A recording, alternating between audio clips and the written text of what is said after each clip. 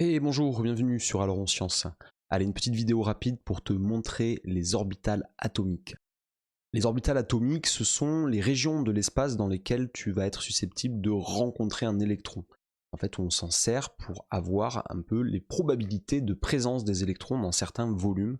Donc, tu le sais sûrement, les électrons sont chargés négativement, donc ils se repoussent entre eux. Quand tu veux organiser des électrons autour d'un noyau, les électrons bougent très vite, ils ont une énergie cinétique, et ils s'esquivent sans cesse puisqu'ils sont chargés positivement, donc la répulsion est importante. Les volumes dans lesquels on va les trouver sont des orbitales atomiques. Ces orbitales atomiques ont différentes formes.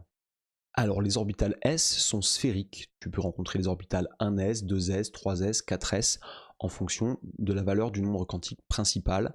Ce sont des orbitales sphériques qu'on rencontre à chaque période de la classification périodique.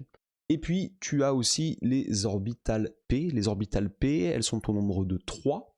Elles correspondent au nombre quantique secondaire L égale 1. Donc pour les orbitales S, c'est L égale 0.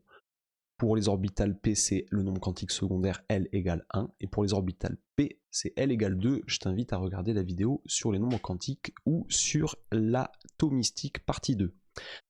Les orbitales P sont à double lobe. Elles sont orientées sur les axes des X, des Y et des Z. Les orbitales D ont des formes encore plus compliquées. Il y en a 5. L égale 2. Les ML peuvent aller de -2 jusqu'à 2.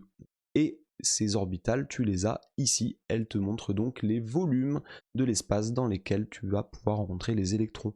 Ce sont des orbitales, les orbitales D, que tu commences à occuper quand tu rentres dans les métaux de transition, c'est-à-dire dans la troisième période de la classification, quatrième période de la classification périodique des éléments.